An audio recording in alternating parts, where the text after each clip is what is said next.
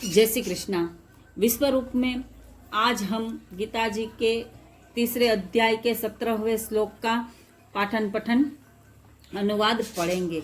अगर आप लोग चाहते हो कि आप लोगों के लिए भी एक प्रार्थना की जाए तो आप कमेंट में जय श्री कृष्णा लिख दीजिए और जिनके लिए प्रार्थना करवाना चाहते हो उनका नाम लिख दीजिए। ये गीता जी मैं अपने पिता के परम पूज्य मेरे पिताजी स्वर्गवासी मेरे पिताजी की आत्मा के उद्धार के अर्थ में पढ़ती हूँ। अगर इस दरमियान आप कोई प्रार्थना करवाना चाहते हो मुझसे तो ये बिल्कुल टोटल फ्री ऑफ कॉस्ट है, मनुष्य सेवा है।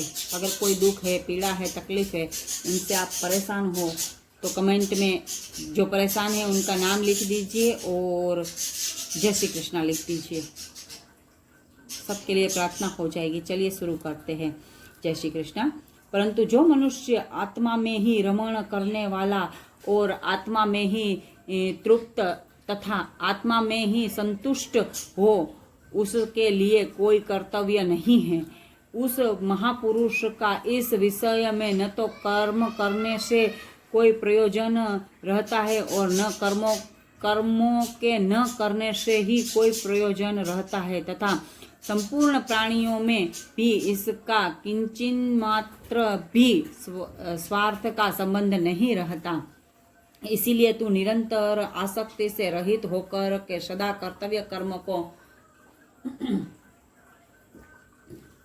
जय श्री कृष्ण भली भांति करता रह, क्योंकि आसक्ति से रहित होकर कर्म करता हुआ मनुष्य परमात्मा को प्राप्त हो जाता है। जनकादि ज्ञानी जन भी आसक्ति रहित कर्म द्वारा ही परम सिद्धि को प्राप्त हुए थे।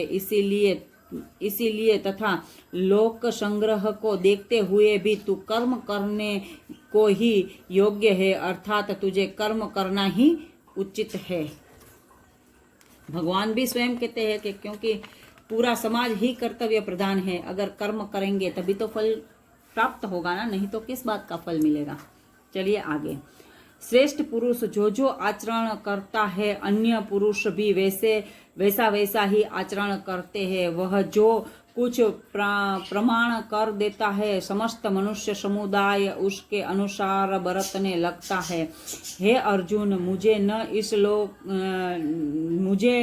इन तीनों लोकों में न तो कुछ कर्तव्य है और न कोई भी प्राप्त करने योग्य वस्तु अप्राप्य है, तो भी मैं कर्म में ही बरतता हूँ।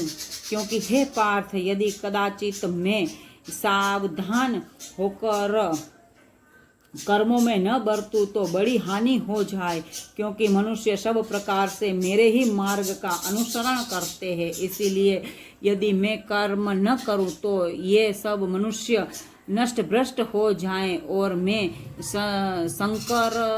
संकरता का करने वाला होऊं तथा इस समस्त प्रजा को नष्ट करने वाला बनूं। हे भारत, कर्म में आसक्त हुए अज्ञानी जन जिस प्रकार कर्म करते हैं, आसक्ति रहित विद्वान भी लोक संग्रह करना चाहता हूँ वह उसी प्रकार कर्म करते हैं। परमात्मा के स्वरूप में अटल स्थित हुए ज्ञानी पुरुष को चाहिए कि वह शास्त्र विहित कर्मों में आसक्ति वाले ज्ञानियों की बुद्धि में भ्रम अर्थात कर्मों के अश्रद्धा उत्पन्न न करे, किंतु स्वयं शास्त्र विहित समस्त कर्म भली भांति करता हुआ उनसे भी वैसे ही करवाए। जय श्री कृष्ण। आज हमने 26 श्लोक तक का अनुवादन पढ़ा। अब हम तीसरे अध्याय के आगे के श्लोकों का अनुवादन पढ़ेंगे। जय श्री कृष्ण।